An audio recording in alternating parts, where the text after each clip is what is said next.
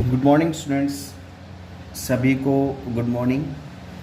बेटा, हमारा जो ट्वेल्थ कॉमर्स की जो बिज़नेस का जो टॉपिक चल रहा है, 10th यूनिट 10.2, हमने बेटा लास्ट टाइम वीडियो में हमने लाइव क्लास में पढ़े थे। टॉपिक जो पढ़ा था हमने वो कौन सा टॉपिक था? Terms used in stock exchange dealing.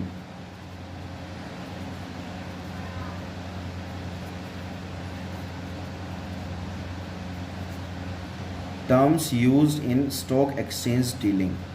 तो हमने इसके बारे में कौन कौन से टर्म्स यूज़ होते हैं जब स्टॉक मार्केट में हम डील करते हैं, तो कौन कौन से टर्म्स यूज़ होते हैं हमने पढ़ा था बेटा। हमने टोटल 14 पढ़े थे। इसमें कौन कौन से? बदला और कैंटेनगो। सेकंड आता है बैकवर्डेशन। थर्ड आता है बियर। फोर्थ आता है बेटा बियर मार्केट। फिफ्थ पढ़ा था हमने बिड प्राइस। सिक्स्थ पढ़ा था हमने ब्लू चिप शेयर। सेवन्थ पढ़ा था हमने बॉशेज। एट्थ पढ़ा था बेटा ब्रोकर। नाइन्थ पढ़ा था बेटा हमने बुल।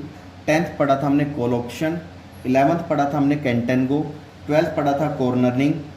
13th पढ़ा था करेक्शन। 14th पढ़ा था डीमेटलाइजेशन यानी कि डीमेट। हमने ये 14 टर्म्स हमने बहुत अच्छे से पढ़े थे। टोटल ये बेटा 27 है। टोटल ये टर्म्स कितने हैं बेटा? 27 है।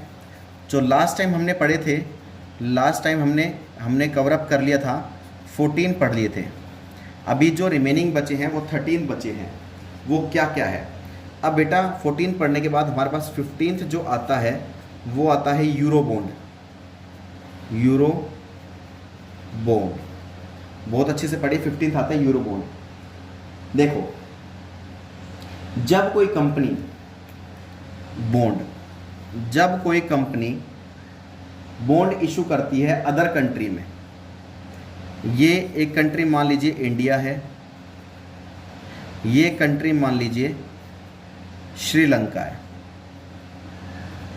ठीक है, दो कंट्री हो गई है। जब कोई एक कंट्री ने बॉन्ड इशू किया किसी अदर कंट्री को, कहने का मतलब क्या है? Bond issue other country.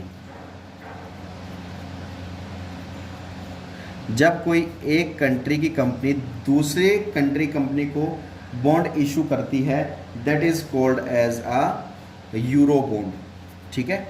Next आता है बेटा 16th क्या आता है? Insider trading.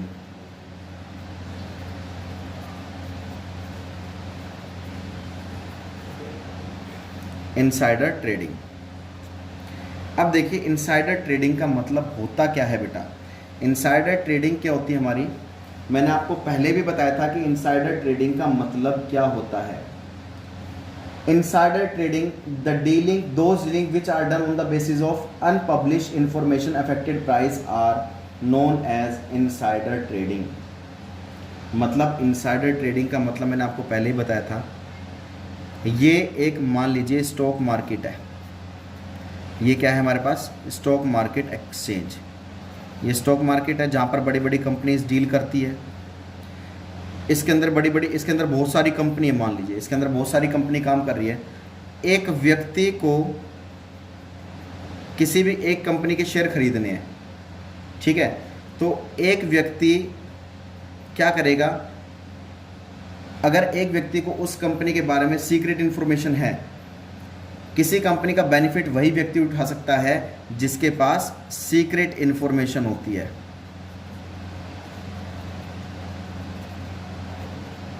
वही व्यक्ति एडवांटेज उठा सकता है उस कंपनी का। एक व्यक्ति उसके पास सीक्रेट इंफॉर्मेशन है एक कंपनी की, भाई इस कंपनी को प्रॉफिट बहुत सालों चल रहा है और आने वाले टाइम में भी इसको प्रॉफिट होगा, तो वो उसी कंपनी के शेयर खरीदेगा। That is called as a insider trading, ठीक है। वही व्यक्ति उस कंपनी का बेनिफिट उठा सकता है, एडवांटेज उठा सकता है जिसके पास उस कंपनी की सीक्रेट इंफॉर्मेशन होती है। 16 के बाद 17th आता है बेटा हमारे पास। 17th आता है इंस्टीट्यूशनल इन्वेस्टर्स।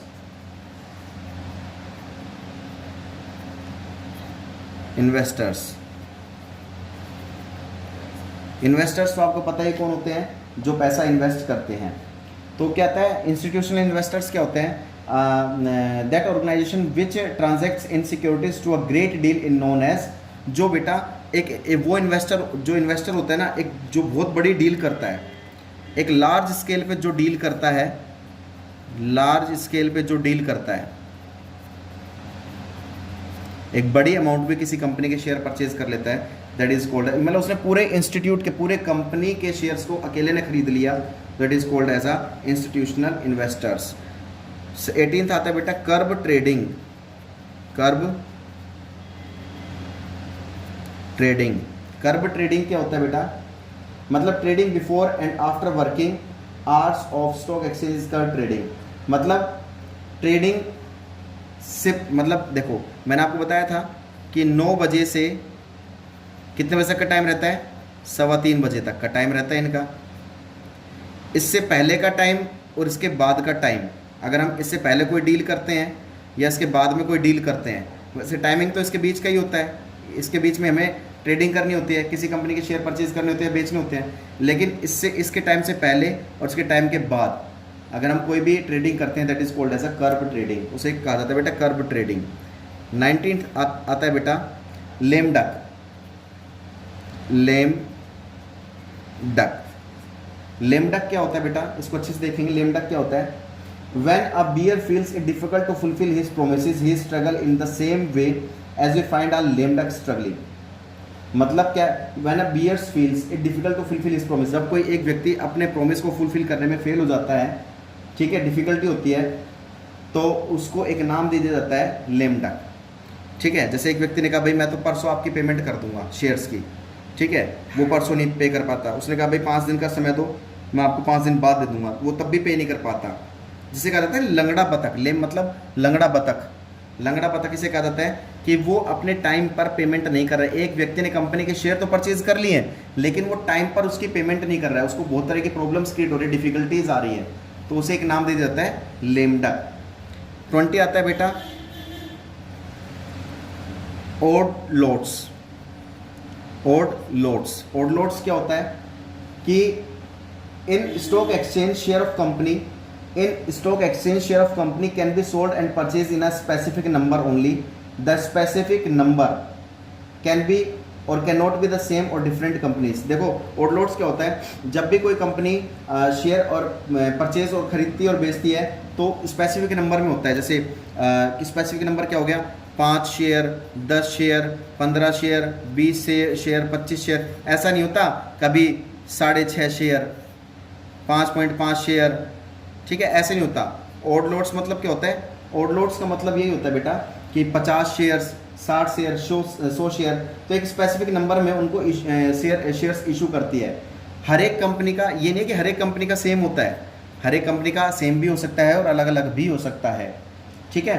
Odd lotus. 21 आता है बेटा हमारे पास पुट ऑप्शन। पुट ऑप्शन बेटा ये बिल्कुल सेम एज इट इज़ है कॉल ऑप्शन की तरह, मैंने आपको लास्ट वीडियो में पढ़ाया था, वो देख लेना। कॉल ऑप्शन की तरह है। ये कॉन्ट्रैक्ट किस किस के बीच में होता है? परचेज होल्डर, ऑप्शन होल्डर और सेलर के बीच में होता है ये, ठीक है ना, जो मैंने आपको बताया था, उसको देख लेना एक बार।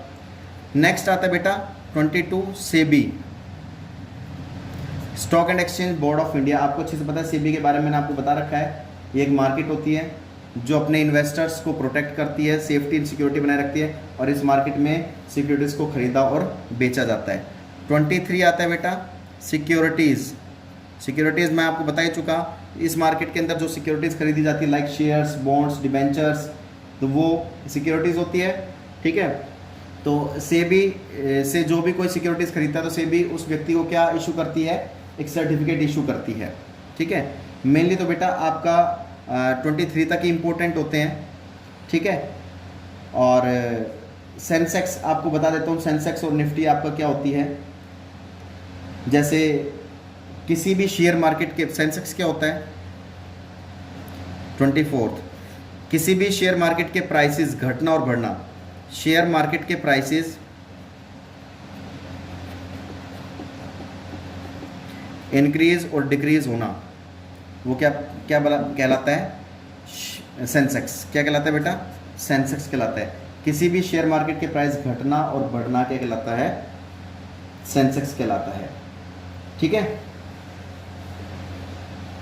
एक आता है शॉर्ट सेलिंग। शॉर्ट सेलिंग का मतलब क्या होता है एक वर्ड आता है बेटा शॉर्ट सेलिंग 25th, बाकी इतने इंपॉर्टेंट नहीं है ये। शॉर्ट सेलिंग आता है, शॉर्ट सेलिंग होता क्या है? It mean selling a security which is not with the seller. ये डील किसके साथ नहीं की जाती? सेलर के साथ डील नहीं की जाती, वो शॉर्ट सेलिंग होती है। Seller sales the security with the expectation that the price will fall and he will deliver the securities.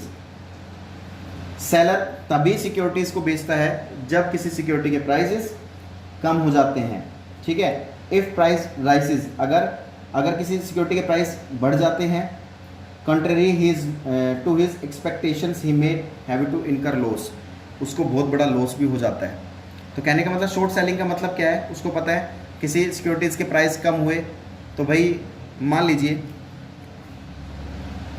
एक कंपनी है, एक व्यक्ति है, किसी कंपनी के शेयर खरीदना चाहता है, ठीक है। अभी शेयर की वैल्यू 250 है, ठीक है। तो क्या करता है? शॉर्ट सेलिंग करता है। मतलब शॉर्ट सेलिंग का मतलब क्या होता है? वो जब शेयर के प्राइस कम होंगे तभी खरीद लेगा, क्योंकि इसको पता है अगर ये प्राइसेस बढ़कर 350 हो गए तो उसको 100 रुपये पर शेयर हैवी लॉस हो जाएगा। तो वो शेयर के प्राइस जैसे ही कम होता है तब उसको खरीद लेता है। That is called as a short selling. ये बात समझ में आ गई होगी आपको? ये क्लियर है? तो शॉर्ट सेलिंग वो सेलिंग होती है जब भी किसी शेयर के प्राइस होने पर कोई व्यक्ति उस शेयर को खरीद लेता है, शॉर्ट सेलिंग होता है, क्योंकि अगर प्राइस बढ़ गए तो उसको एक हैवी लॉस हो जाएगा। तो बेटा ये कर लेना आप 25 तक, बहुत इंपॉर्टेंट थे ये। 26-27 इतना इंपॉर्टेंट नहीं है, फिर भी अगर आपको पढ़ के देखना हो देख लेना। तो बेटा 10.2 भी आपकी ख़त्म हो चुकी है, यानी कि 10th यूनिट आपकी बिल्कुल ख़त्म हो चुकी है। आप इसका स्क्रीनशॉट लेना चाहो तो ले सकते हैं। तो बेटा इसको पढ़ना है, अच्छे से समझना है। अब 11th यूनिट जो आती है बहुत हैवी यूनिट है, हम इसके बारे में डिस्कस करेंगे बेटा। बहुत अच्छे से पढ़ना है आपको, समझना है। तब तक के लिए बेटा जय हिंद जय भारत।